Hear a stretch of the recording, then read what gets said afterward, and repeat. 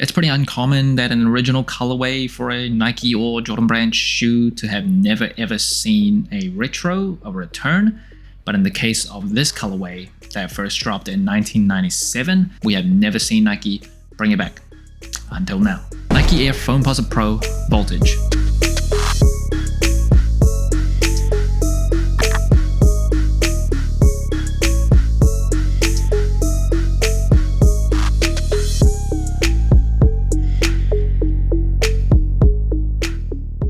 And the shoe was dropping on May 8th for $240. Again, way too much money. Foams, even though they have always been super expensive, I don't care. In this economy, it is a lot to ask for. But putting that aside, this is an original colorway from 1997 along with the pearls. It has never returned. Like I mentioned in the intro of my video, it's actually very hard to get your hands on an OG pair from 30 years ago. Very, very difficult. In fact, on eBay, couldn't find a single listing. So if you have one of these from 97, keep those and cherish it because it is a very, very rare find. And first impressions of this colorway, I really like it. I have mentioned in past videos, I've always been like a Foamposite 1 over Pro type of person. But recently, probably because Nike has been pushing the Pros a bit more, especially towards the end of last year, I think the swoosh actually breaks up this material pretty nicely. So it's definitely grown on me. So yeah, I'm starting to like it a lot more. And as a black sneaker lover, I think this is very sleek. Is it delicious? I wouldn't quite say it is delicious in terms of all the foams in the world, but I really like it. And in terms of the box, you just get this black Foamposite box, pretty regular here. In 1997, I believe it came with like that orange Nike box. And in terms of the materials, it is just Foamposite material. So if you've never felt it, it kind of feels like hardened rubber with a little bit of give. So originally in 1997, this material was slightly more stiff than the type of compound that they use nowadays. But I do feel like, I don't know if it's like just my mind playing games on me, this pair, when I just took it out of the box, it actually felt a little bit more stiffer, a little bit more hard than like usual Foamposites that I've been getting. But I don't have an original 1997 pair with me to do an in-hand comparison, but it felt just slightly a bit more stiff than what I was used to. And the way they make this material is by heating up polyurethane to around 175 degrees Fahrenheit, poured into an expensive mold. Once it cools, forms this shape, which by the way was inspired by Beetle. The reason why foams have always been super, super expensive is because that mold is super costly. So I believe back in 97, when the Foamposite 1 first dropped, it was like $180 like back then, which super expensive. If you convert it, it's like nearly $300 in 2026 money. So it's always been like at the very high tier of sneakers in terms of cost. The Pros, of course, they have the swoosh that breaks it up. And speaking of the swoosh here, it does seem, at least from images, just a bit more neon than like the more yellowish tint from the 1997 originals. And you'll also see that type of neon yellowish green color on the mini swoosh at the toe box, as well as going up the tongue to this jeweled Air logo in the middle, up to the pull tabs. And of course, this being a Foamposite Pro, it doesn't have the 1 cent logo on the tongue there. And this mesh tongue does provide some ventilation.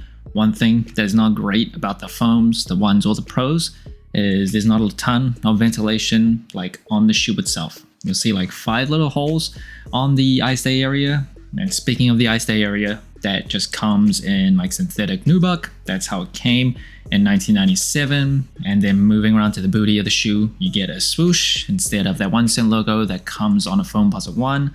And again, another pull tab here with Foamposite branding. And in terms of the cushioning of the foams, it comes with a full-length Zoom Air unit, as well as another unit in the heel. So actually pretty good, especially considering the age of the shoe. It also comes with a carbon fiber plate. You can see it extend up onto the sidewall here. So that provides some side-to-side stability. And it also provides kinetic energy return. So when you press down on a basketball shoe, you want as much energy to return in the shortest amount of time possible. So the carbon fiber, 1, it is very lightweight. Number 2, provides stability and support.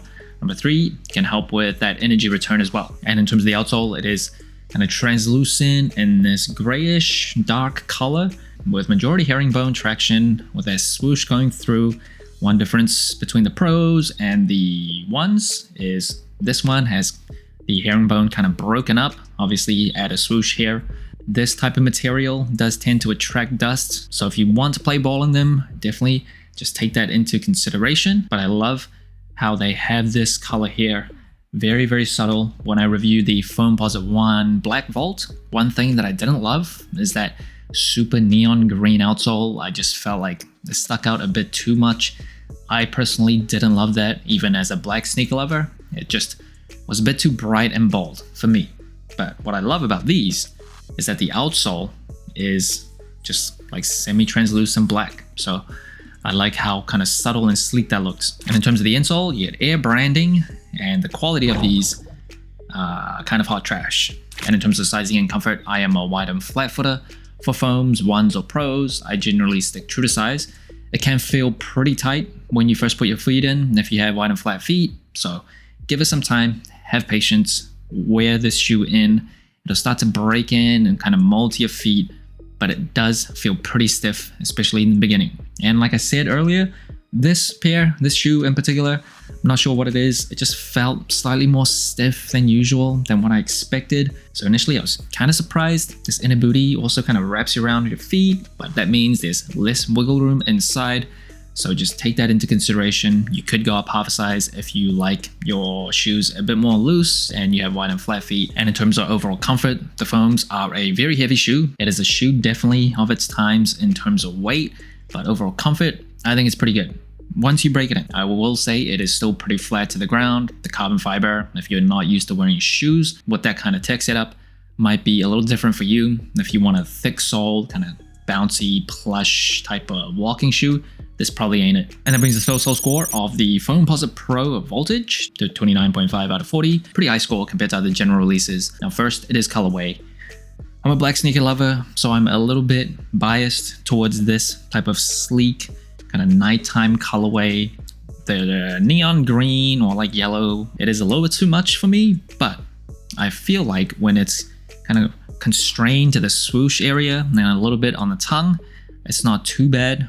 Where it becomes like an eyesore, yeah, I think it's sleek, especially from the medial side view. I just love that all black type of look. Well, I say it is like the best kind of exciting Foamposite Pro colorway ever. Probably not, but I do really like it. And in terms of the materials, this obviously is very one of a kind. Still, it is durable. It starts to mold to your feet. I love it. And in terms of the comfort, for a retro shoe from before the year 2000, if you can withstand something more heavy, something more kind of bulky, I think this is pretty comfortable. One big downside is the break-in time. So you gotta have patience with this shoe. But once you get past that, I think it's actually one of the more comfortable old shoes that you can get. And in terms of the versatility, I think the foams, either the ones or the pros, are still pretty chunky looking. Like it's definitely a retro looking shoe. When you put this on feet, I think people are gonna know you're like an unk, you're a person of a specific time. The wearability of the colorway, mostly black, that is really wearable, but that bright neon color, it is out there. But apart from that, for a black Foamposite, I think it's decently versatile. And today's throwback of the day, it is a relic of the early 2000s. It is the mobile game Snake that was in Nokia mobile phones. If you are part of this generation, you would definitely remember this game. We used to play this all the time on my parents' phones, whether it was like a long drive, we were waiting to do something. This was the game. And essentially the idea was you are a snake, you would have to eat like snake food, whatever you call it, and you would grow longer, but the longer you get, the more difficult the game becomes because you can't let your head touch any part of your body, and as soon as it does, you're out. I believe right now this game is available, but it's obviously been updated to 2026 standards on like mobile and maybe a browser version, but nothing will compare to the pixels, the black and white pixels on those brick phones from back in 2000. As nice as this voltage colorway is, especially with the historical significance of this colorway, I don't think it's even the best Foamposite Pro colorway dropping in the month of May. because those gym red, aka Red Octobers, whatever you want to call it, that are dropping at the end of the month. Oh, do I think I will wear those more than these? Definitely not. I do not have the type of aura to pull that off, but I just love how that colorway looks. Let me know what you think. Which one would you prefer? So that's it. Thanks for watching. Sole Inclined. Let me know what you think of the Nike Air Foamposite Pro Voltage. Like, subscribe, comment, all the good stuff. And remember, tomorrow may never come, so wear your shoes.